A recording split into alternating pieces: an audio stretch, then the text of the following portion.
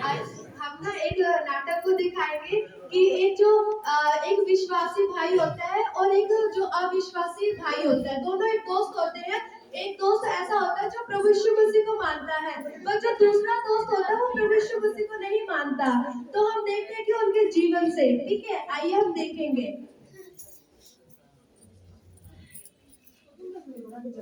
Hello Suresh, क्या हाल है?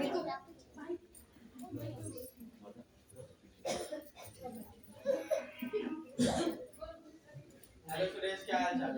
हाय, मैं बढ़िया हूँ। तुम बताओ। मैं भी ठीक हूँ। ठीक है, बैठो बैठो, लेट हो रहे हैं।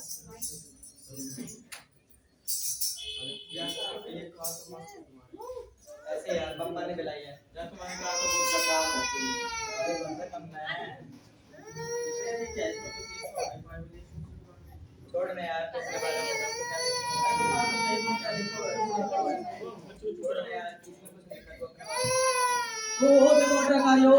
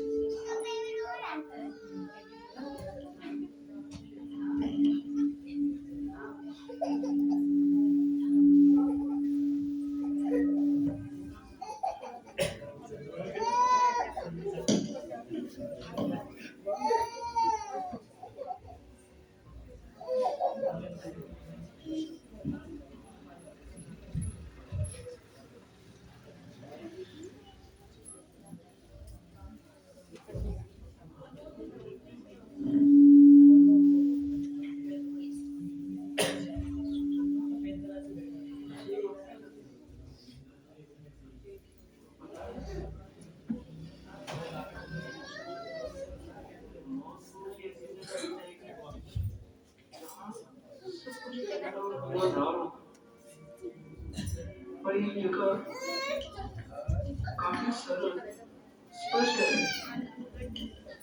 मेरा जीवन जो धरती पे था उससे भी कई ज्यादा। मैं सोच सकता हूँ, मैं महसूस कर सकता हूँ, यहाँ तक कि वो बातें भी कर सकता हूँ। एक्सीडेंट के तुरंत बाद मुझे महसूस हो रहा था कि मेरी आत्मा मेरे शरीर को छोड़ रही थी। मुझे बहुत ही ज्यादा अजीब और भयानक सा अनुभव हुआ। एक पल के लिए ऐसा लगा जैसे तू मुझे चीख कर पुकार रहा है, पर शायद मैं चीखों की कल्पना कर रहा हूँ। पहले तो मैंने एक लंबी सी लाइन में खड़ा पाया। शायद कोई चीज दर्ज करवा रही। जब उन्होंने मेरा नाम पूछा तो बड़ी सी किताब में कुछ ढूंढने लगे। उस किताब के ऊपर जीवन की पुस्तक लिखा हुआ था। उन्हें मेरा नाम उस किताब में नहीं मिला। फिर वहां एक बड़ा दिव्य दूत आया, मेरे सामने आ खड़ा हुआ और मुझे पकड़कर घसीटने लगा। मैं बहुत डर रहा था, मुझे कुछ समझ नहीं आ रही ये सब क्या हो रहा है। मैंने उस दूत से पूछा भी कि मुझे कहाँ लेकर जा रहे हो। उसने कुछ नहीं बताया। मैंने फिर पूछा, मैंने बार बार पूछा, फिर बार बार पूछ लिया। उस दूत ने मुझे बताया कि जिनका नाम जीवन की किताब में है, केवल वही लोग स्वर्ग में प्रवेश कर सकते हैं। बाकियों को हमेशा के लिए नरक का दोषी ठहराया जाएगा। मैं बहुत ज्यादा डर चुका था। उस बड़े दिव्य दूत ने मुझे एक बड़ी सी झील में डाल दिया। मैं वहां बैठकर सोचता रहा। एक लंबे समय तक मैं सोचता रहा। मैं बार बार सोचता रहा। तू जानना चाहता है मैं क्या सोच रहा था? सचमुच जानना चाहता है? मैं सोच रहा था तेरे बारे में। हमारे पास कई बार मौके मिले इन बातों के बारे में चर्चा करें। मैंने कई बार तुझसे यीशु के बारे में पूछा, लेकिन तूने मुझे हमेशा कुछ और ही बातों में उठा दिया। तूने क्यों नहीं बताया? है मेरे दोस्त, तूने क्यों नहीं बताया? हालांकि हमारे एक्सीडेंट होने से पहले मैंने तुझसे यीशु के बारे में पूछा कि तू मुझे यीशु के बारे में बता, लेकिन तूने सारी बातों को इग्नोर कर दिया, कुछ और ही बातें करने लगा। अब देख मैं कहाँ पे हूँ। तू मुझे अपना दोस्त कहता है ना, तो तूने मुझे क्यों नहीं बताया कि नरक से मैं कैसे बच सकता हूँ? अब देख वो दूत मेरी तरफ आ रहे हैं, वो मेरी तरफ आ रहे हैं, वो मुझे घसीट रहे हैं, वो मुझे मार रहे हैं, उन्होंने मुझे पकड़ लिया, वो मुझे ले जा रहे हैं, वो मुझे ले जा रहे हैं। सुरेश, सुरेश मुझे बचाओ, सुरेश, सुरेश मुझे बहुत डर लग रहा है। सुरेश देखो देखो सर में आग में फेंक दिया।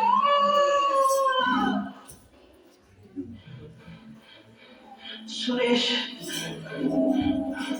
मैं एक बात सोच रहा हूँ कि काश तू यहाँ पे होता, तू इस दर्द को महसूस करता, मेरी जगह तू यहाँ पे होता। सुरेश तू यहाँ पे होता।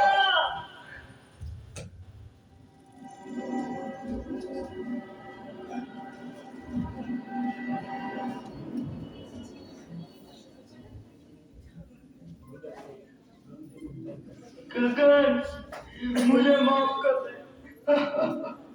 मुझे माफ कर दे मेरे यार, मैं तुझे यीशु के बारे नहीं बता पाया।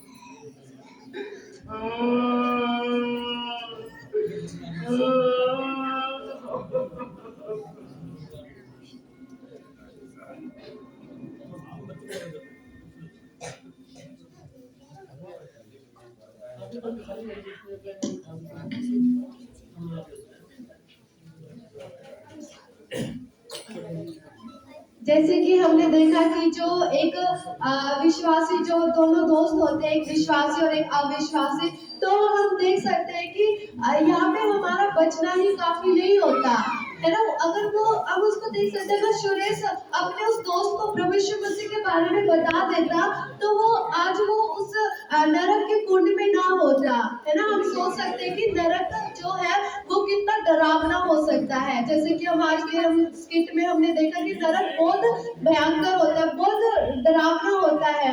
पर हमें क्या करना है, जैसे कि हमारे बीच में कुछ लोग नए लोग आए हैं, तो वो भी कोई ना कोई लेके आए ना अपने साथ। वो भी चाहते हैं कि मेरे जो हम जिनको लेके जा रहे हैं वो भी ऐसे नाश ना हो, है ना। हमें खुद का बचना ही काफी नहीं, हमें दूसरों को भी बचाना है। जब भी हमें मौका मिले हमें दूसरों को प्रभु यीशु मसीह के बारे में बताना बहुत जरूरी है। सबको जय मसीह।